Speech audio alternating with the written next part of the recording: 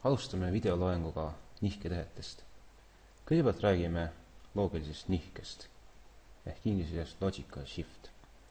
Loogiline nihe tähendab, et võetakse üks biti rida ja liigutatakse kõiki bitte selles kas paremale või vasakule. Kõige lihtsam oleks seda näitabil näidata. Võtame 1, 0, 0, 1 näiteks. See on kümnendkoodis 9. Rakendame selle peal loogilist vasakule nihet ehk inglise keeles shift, left, logical. Me saame 1, 0, 0, 1, 0. Mis toimus, on see, et 1, 0, 0, 1 liikus kõik ühe võrra vasakule, paremat tuli veel üks 0 peale. See kümnendkoodis tähendab 18. Miks ma mainin kümnendkoodi? On sellepärast, et loogiline nihe vasakule on tegelikkuses korrutamisttehe. See, kui palju esialgne arv suureneb, väljendub kujul 2 astmes k, kus k võrdub nihke korduste arvuga. Vaatame näidet.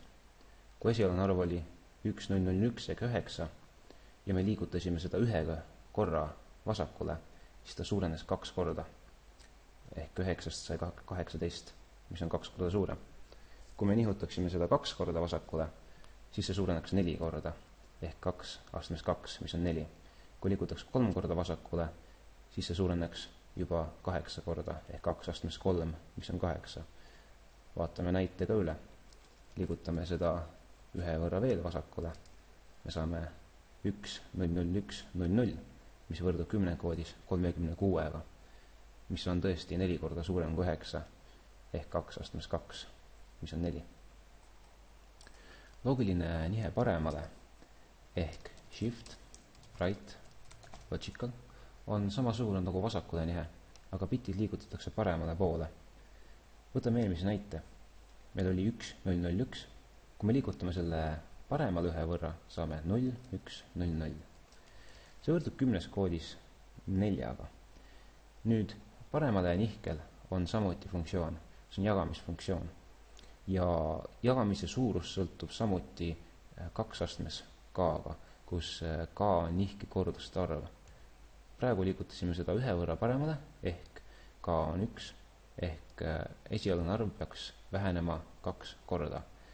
Kuna tegu on täisarvudega selles binaarkujus, siis see ümardus allapoole 4.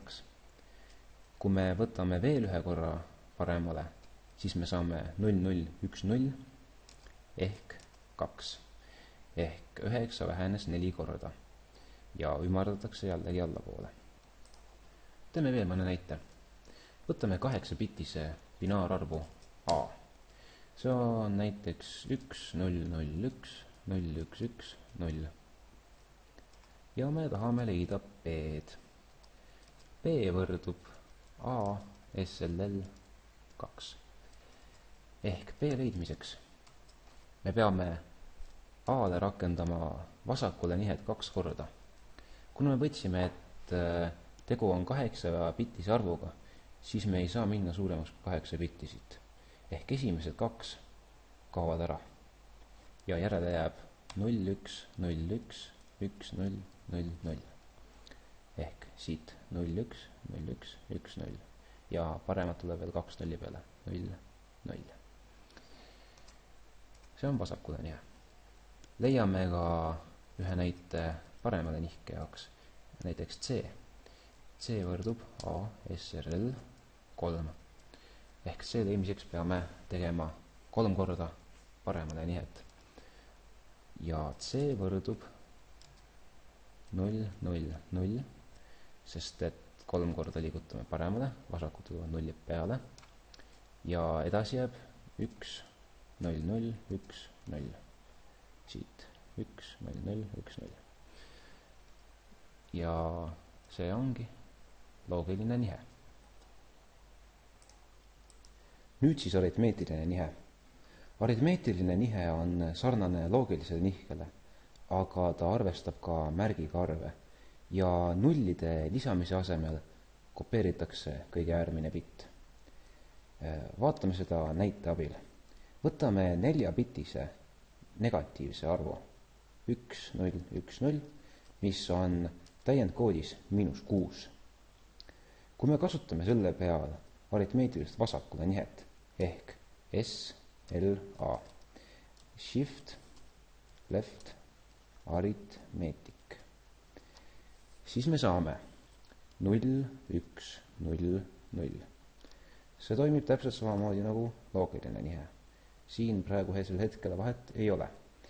Aga see on siiski veel negatiivne arv ja täiendkoodis see on -12.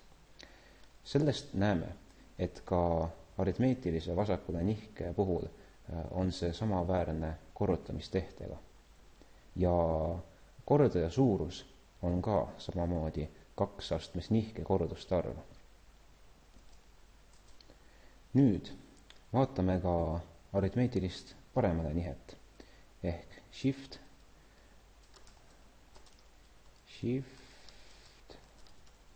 right, aritmeetik. Võtame arvuks selle sama 1, 0, 1, 0. Kui me liigutame seda ühe võrra paremale, siis siin me peame silmas pidama, et aritmeetilise nihke puhul me kopeerime kõige äärmist bitti ehk 1, 1, 0, 1.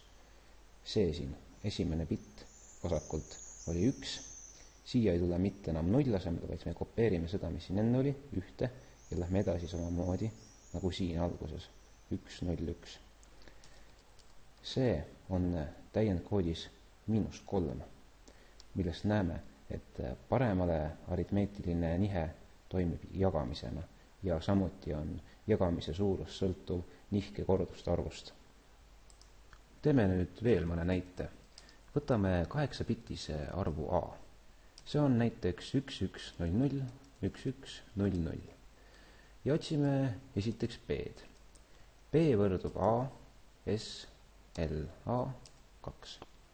Ehk B leidmiseks peame A-le 2 korda rakendama vasakule aritmeetilist nihet. Seega B võrdub 0, 0, 1, 1, 0, 0, 0, 0. Nii, mis siin juhtus? Kõigepealt liigutasime kogu seda rida, kogu A-d 2 võrra vasakule. 2 kõige vasakpoolsemat bitti kustusid ära. Alles jäi 0, 0, 1, 1, 0, 0, mis on siin. Ja paremalt poolt võtame kõige äärmise biti ja kopeerime seda edasi siit. Lõppu tuleb 2 nulli veel. Nüüd aga, kui me tahaksime leida näiteks C-d, mis on A, SR, A3, ehk 3 korda peame aritmeetilist paremale nihutamist tegema A-le, siis me C-ks saame 1, 1, 1, 1, 1, 0, 0, 1. Ehk me võtsime kõige vasakpoolsema biti A-st ja me liigutasime seda, õigemini me kopeerisime seda 3 korda. 1, 1, 1. Nii, siit läheb 3 korda. Ja edasi läheb kõik nii, nagu oli A enne. Ehk 1, 1, 0, 0, 1. Siit 1, 1, 0, 0, 1. 5 bitti edasi. Viimaseks tehteks on rotate, mille eestikeelset vastet ma küll päris täpselt ei tea, aga ütleme nii muuseas, et see on kas pööre või rotatsioon. Rotatsioon kõlab uhkemalt. See on üsna lihtne manööver. Tuleb ainult kõige äärmist bitti kopeerida bitivektori teise otsa. Teeme ühe näite. Võtame arvu 1, 0, 0, 1. Ja kui me teeme selle peal rotatsiooni vasakule, ehk lühendina roll, rotate left, siis me saame tulemuseks 0, 0, 1, 1. Ja see toimib niimoodi, et võtame kõige esimese vasakpoolsema biti ja me paneme selle lõppu ja ülejäänud liigutame ühe koha võrra edasi. Niimoodi. Ja kui me teeme rotate right ehk ROR, siis me saame tulemuseks 1, 1, 0, 0. Ja see toimib täpselt samamoodi, aga paremas suunas, ehk me võtame kõige parempoolsema biti, kopeerime selle bitivektori kõige algusesse ja liigutame ülejäänud bitid ühe võrra paremale. Teeme nüüd mõne pikma näite.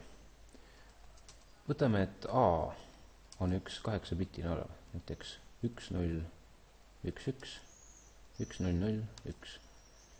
Võtsime siiteks B-d, mis on A, rotate left, 3 korda. B tuleb sedasi. Võtame 3 esimest bitti A-st. Need paneme praegu kõrvale. Ja lähme edasi. 1, 1, 0, 0, 1. Ja nüüd võtame need 3 esimest kõrvale pandud bitti ja paneme siia lõppu. 1, 0, 1. Ja teeme ka rotate right kohta ühe näite. Näiteks C. See võrdub A, rotate right 2 korda. C võrdub. Võtame A lõpust 2 viimast bitti, kuna me teeme rotate'i 2 korda. Ehk 0, 1 ja paneme need C algusesse. Ja siis lähme edasi nii nagu A enne oli. Ehk 1, 0, 1, 1, 1, 0.